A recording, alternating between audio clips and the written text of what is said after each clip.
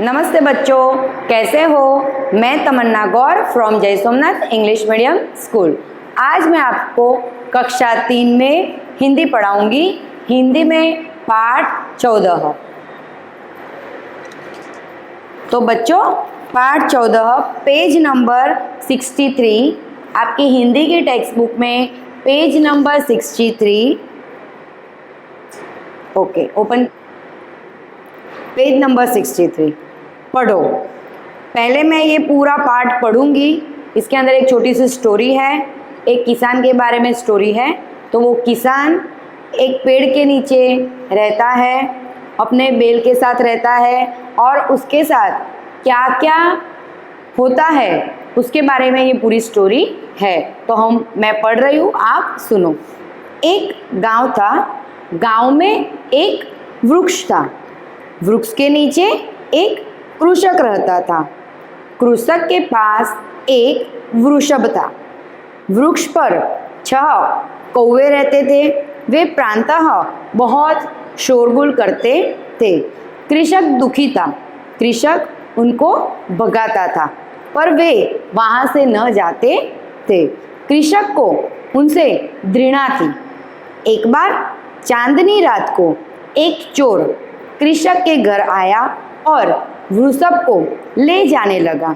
तभी 6 कौवें ने जोर से काऊ काऊ की। कौवों की काऊ काऊ से कृषक जाग गया और चोर को पकड़ लिया। कृषक पुनः कौवों के लिए मृदु हो गया। उसने उनको खाना खिलाया और फिर कभी न भगाया। तो यहाँ पे एक गांव था। गांव यानी छोटा विलेज जैसा होता है ना, उसको गांव बोलते हैं। एक गांव था। गांव में एक वृक्ष था। जब गांव होते हैं वहाँ पे बहुत सारे पेड़ पौधे होते ही है। तो कहते हैं कि गांव में एक वृक्ष था। वृक्ष के नीचे एक किसान रहता था। किसान कृषक कृषक कृषक यानी किसान, फार्मर जो बोलते हो ना, वह। कृषक के पास एक वृषभ था। कृषक के पास एक वृषभ था, यानी कि कृषक यानी किसान, किसान यानी फार्मर, जिसको इंग्लिश में हम लोग क्या कहते हैं, फार्मर कहते हैं। तो कृषक के पास एक वृषभ था। वृषभ यानी बैल, बैल यानी इंग्लिश में उसको क्या कहते हैं, ऑक्स कहते हैं। तो वृक्ष पर 6 कौवे रहते थे। कौवे यानी क्रॉ। एक पेड़ था, पेड़ के ऊपर 6 यानी 6 कौवे क्रॉ रहते थे।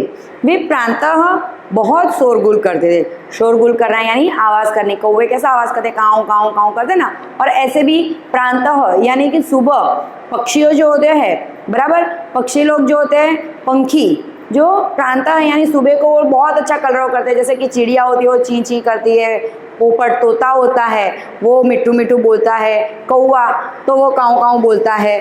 तो जब अर्ली मॉर्निंग सुबह का समय होता है तब सबको अच्छा लगता है, हमें भी अच्छा लगता है सुबह का समय। तो वो क्या करते थे, शोरगुल करते थे। कृषक दुखी था। वो रोज सुबह होती है, क्योंकि वो कहाँ रहता था, एक पेड़ के नीचे, एक वृक्ष के नीचे ही रहता था। तो वो जहाँ पे बेचारा सोता था वहाँ पे उसके पेड़ के ऊपर ही, क्योंकि पंछियों का घोंसला कहाँ होता है, माला कहाँ बनाते हैं, नेस्ट कहाँ बनाते हैं, वो पेड़ के ऊपर बनाते हैं। तो वो बहुत दुखी था कि ये क्या सुबह उठे। और ऐसे भी पक्षी जो होते हैं वो सुबह जल्दी उठते हैं। 5 बजे तो वो लोग उठ ही जाते हैं, 4-5 बजे वो अर्ली मॉर्निंग उठते हैं। तो वो लोग उठ के क्या करते हैं, शोरगुल करते हैं। और उसकी आवाज़ से कृषक क्या था, दुखी था। कृषक उनको भगाता था। फिर क्या करता था, वो आवाज़ से कंटाल के उसको भगाता था, पर वे वहाँ से न जाते थे। पक्षियों को कैसा होता है कि आप भगाओ ना, फिर भी वो वहाँ 2 मिनट के लिए वहाँ से चले जाएंगे, फिर वापस वहाँ पे आ जाएंगे। कृषक को उनसे घृणा थी। घृणा यानी नफरत, कि ये जो आवाज़ कर रहे थे उससे उसको नफरत होती थी कि ये कब जाए यहाँ से। एक बार चांदनी रात को एक चोर कृषक के घर आया और वृषभ को ले जाने लगा। एक बार क्या हुआ कि चांदनी रात यानी रात का समय था और कृषक के घर कौन आया, किसान के घर कौन आया, एक चोर आया। और चोर क्या कर रहा था, वृषभ यानी बैल को ले जा रहा था। तभी 6 कौवे ने जोर जोर से काऊ काऊ की। तभी वो उसने देखा पंछियों ने देखा कि ये तो काऊ काऊ काऊ कर रहे थे कि यहाँ तो ये जो किसान है उसके जो बैल है वो कोई और लेके जा रहा है, इसलिए उसने क्या किया, जोर जोर से काऊ काऊ करके चिल्लाया, शोर मचाया। कौओं की काऊ काऊ से कृषक जाग गया। वापस कौओं ने काऊ काऊ किया तो कृषक क्या था, जाग गया, उसकी नींद खुल गई और चोर को पकड़ लिया। उसने क्या, चोरों को पकड़ लिया। कृषक पुनः कौओं के लिए मृदु हो गया, यानी किसान को पता चला कि ये कौओं ने ही मेरे जो बैल है वो बचा रहे, क्योंकि किसान होता है वो किसके ऊपर, वो बैल होते हैं, तो वो फार्मिंग यानी खेती करते हैं ना जब, तो वो जो बैल होते हैं वो उसको बहुत काम आते हैं, तो वो बैल ही वो लेके जाता। तो किसान क्या करता, तो ये कौओं ने क्या किया है, बैल को बचाया है, तो वो क्या हो गया, मृदु, यानी एकदम नरम स्वभाव का हो गया।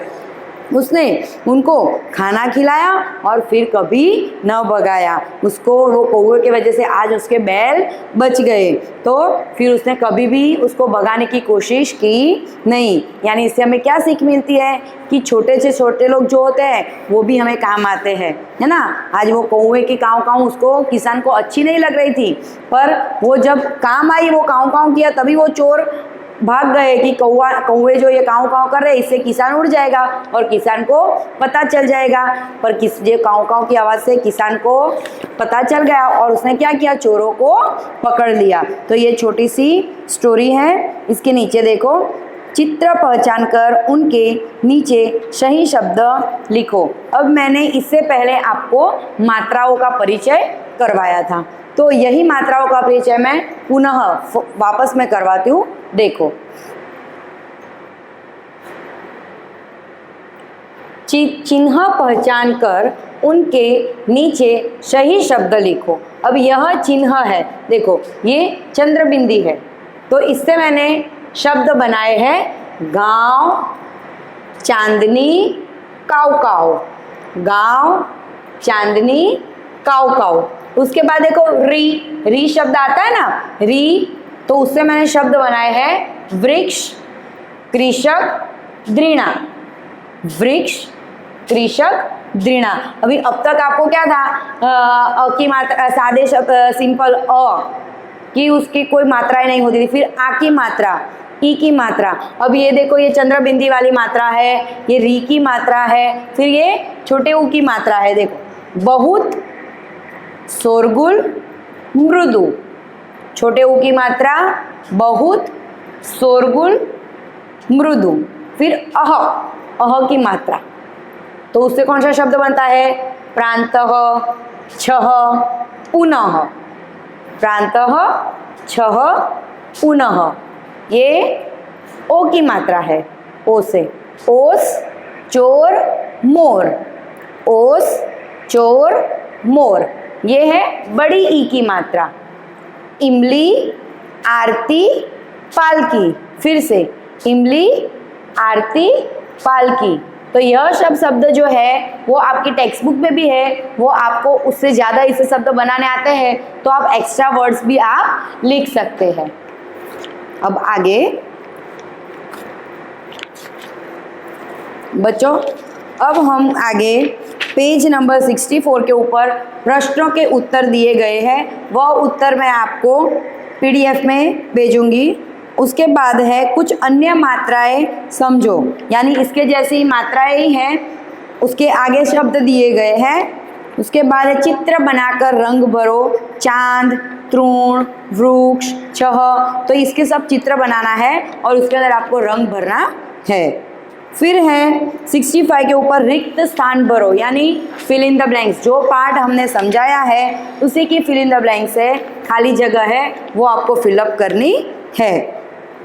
66 पेज नंबर पे श्रुत लेखन करो, यानी अच्छे हैंडराइटिंग से आपको लिखना है। और फिर रंग भरो, यानी कृषक का, एक किसान का चित्र है, उसके अंदर हमको खाली कलर करने हैं। पेज नंबर 67 के ऊपर देखो, अभ्यास करो। अभी इसके अंदर है तुम्हारा खुद का स्व परिचय हमारा करवाना है, जैसे कि तुम्हारा नाम, तो तुम्हारा नाम यानी अपना अपना नाम लिखना है। जैसे कि मैं मेरा परिचय कराऊं तो तुम्हारा नाम, तुम्हारा यानी आपको आपका नाम लिखना है, मेरे को मेरा नाम लिखना है। मैं लिखूंगी तुम्हारा नाम तो तमन्ना, तुम्हारी कक्षा, तो स्टूडेंट्स तुम है, तो तुम जो कक्षा में पढ़ रहे हैं वो कक्षा, जैसे कि आप 3rd स्टैंडर्ड में यानी तीसरी कक्षा में पढ़ रहे हैं तो आप क्या लिखोगे, तीसरी कक्षा। शाला का नाम यानी आपके स्कूल का नेम, जैसे आप लोग इंग्लिश में माई सेल्फ लिखते हो ना, वैसे ये खुद का परिचय करना है हिंदी में। जय सोमनाथ इंग्लिश मीडियम स्कूल। पिता का नाम, आपके जो पापा का नाम है वो पापा का नाम आपको लिखना है। उसके बाद माता का नाम यानी आपकी जो माता का नाम है वो आपको लिखना है। तो यहाँ पे हमारा पेज नंबर 67 कंप्लीट, और जो भी है और एक्स्ट्रा जो भी है विलोम शब्द, समान अर्थ वाले शब्द, ये सब मैं आपको PDF में भेजूंगी। यहाँ पे ये हमारा ख़त्म होता है। Thank you.